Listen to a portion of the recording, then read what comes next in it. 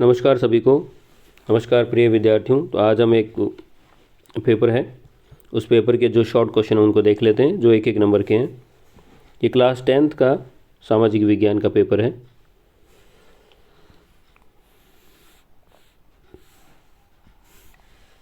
पहला क्वेश्चन है, मैटरनिक ने किसे हमारी सामाजिक व्यवस्था का सबसे खतरनाक शत्रु बताया है?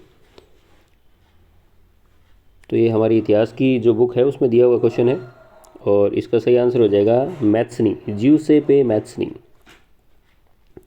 अगला प्रश्न है, प्रथम अंतर्राष्ट्रीय पृथ्वी शिखर सम्मेलन किस देश में आयोजन हुआ? तो यहाँ देश पूछा है, देश हो जाएगा ब्राज़ील।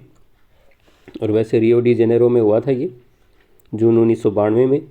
मध्य प्रदेश में स्थित बाघ रिजर्व पूछा हमसे। मध्य प्रदेश में बाघ रिजर्व है बांधवगढ़, तो इसका सही आंसर हो जाएगा बांधवगढ़।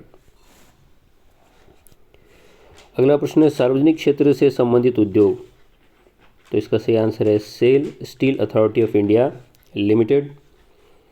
अगला प्रश्न है, कौन से पतन को दीनदयाल पतन भी कहते हैं? तो दीनदयाल पतन गुजरात का जो कांडला पतन है, इस कांडला पतन को दीनदयाल पतन के नाम से जानते हैं। अगला प्रश्न है, गीत गोविंद किसने लिखी? गीत गोविंद जयदेव की कृति है। ये किसने कहा था कि भारतीय कपड़े की मांग कभी खत्म नहीं हो सकती, क्योंकि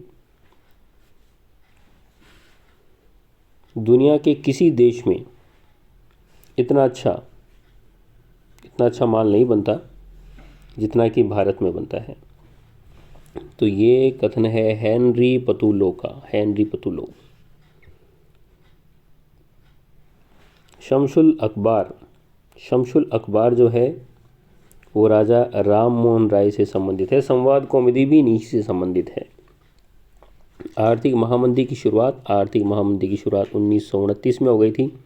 अमेरिका का stock exchange, wall street exchange धराशायी हो गया था और इसके साथ ही शुरुआत हो गई थी आर्थिक महामंदी की। तो अमेरिका प्रभावित हुआ भाई इसमें। सामुदायिक सरकार का संबंध बेल्जियम से है, जबकि श्रीलंका में तो गृह युद्ध हुए थे। समवर्ती सूची का विषय नहीं है, यहाँ नहीं पूछा है, तो इसका आंसर हो जाएगा व्यापार, क्योंकि व्यापार राज्य सूची का विषय है। व्यापार राज्य सूची का विषय है।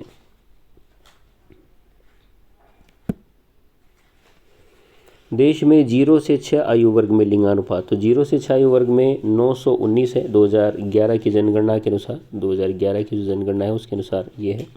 और हमारी जो लोकतांत्रिक की बुक है उसमें जाति धर्म और लैंगिक मसले का जो पार्ट है उसमें ये दिया हुआ है। भारतीय जनसंघ का 1951 में गठन किया गया था श्यामा प्रसाद मुखर्जी के द्वारा। फिर बाद में यही जो पार्टी है भारतीय जनता पार्टी बीजेपी के रूप में संगठित हुई थी।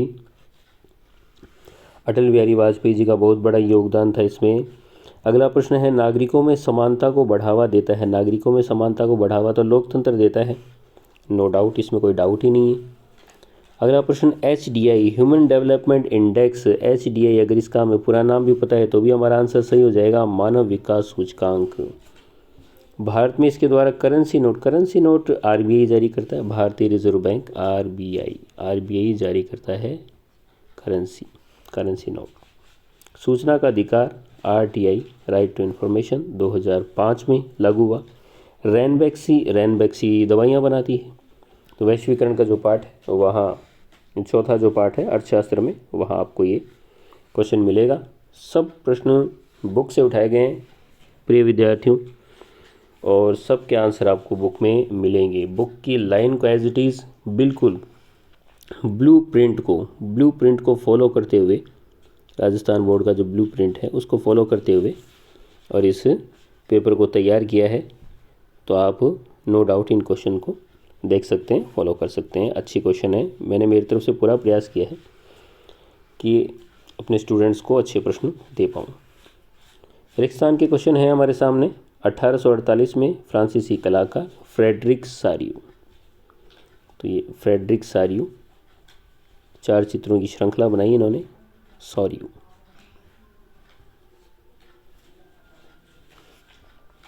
कर्तन दहन प्रणाली को मैक्सिको और मध्य अमेरिका में मिल्पा कहते हैं।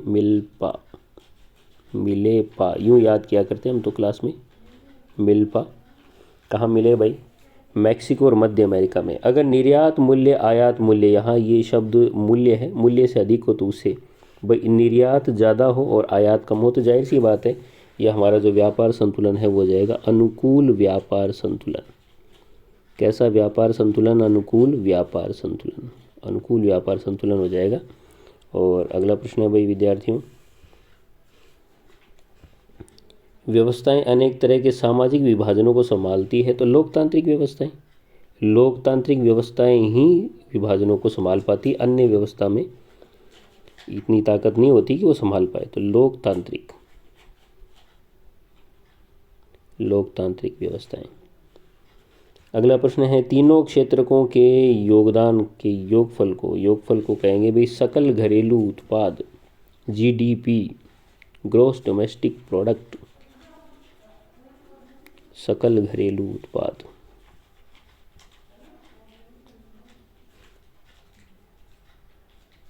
तो ये हमारे रिक्तस्थान का आंसर हो जाएगा।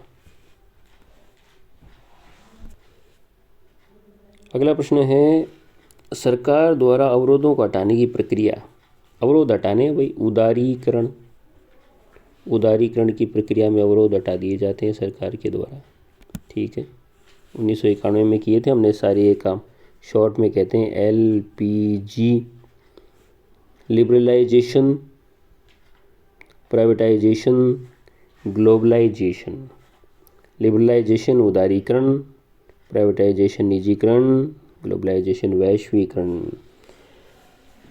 तो ये तीनों हमने नीतियाँ लागू की थी 1991 में हमारे भारत के विकास को बढ़ाने के संदर्भ में। अगला देखिए, तीसरा क्वेश्चन शुरू हो जाता है यहाँ पे, है ना, अति लघुतरात्मक। तो ये थोड़ा सा हम लोग चेंज कर लेते हैं भाई विद्यार्थियों, थोड़ा सा कलर चेंज कर लें। Now that's better. वृहद उत्पादन के विख्यात प्रणेता कौन थे? Henry Ford. Conveyor belt, assembly line आपको याद होगी। अरे सॉरी, ये आपने गलत लिख दिया, ये है हेनरी फोर्ड।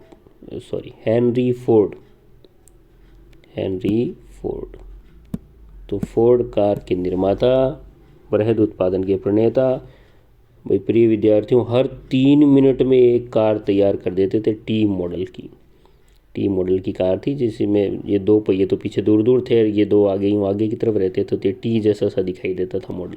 टी मॉडल की कार हर 3 मिनट में एक कार तैयार कर रहे थे। ये इतना ज़बरदस्त इनका काम था। तो वृहद उत्पादन, बड़े स्तर का उत्पादन इनके द्वारा किया गया। अगला प्रश्न देखें, जापान की सबसे पुरानी पुस्तक का नाम है डायमंड सूत्र का।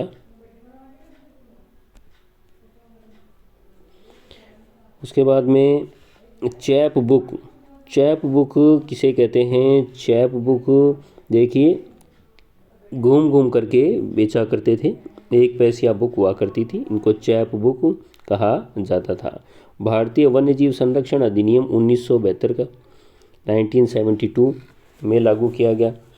अगला प्रश्न है, कौन सा प्रगलन उद्योग भारत में दूसरा सर्वाधिक महत्वपूर्ण धातु शोधन उद्योग है? तो यहाँ भाई धातु शोधन उद्योग दूसरा पूछा हमसे, पहला पूछता तो हम लोग लोहा इस्पात उद्योग लगा देते, लेकिन यहाँ इसने दूसरा पूछा, तो ऐसी स्थिति में आंसर हो जाएगा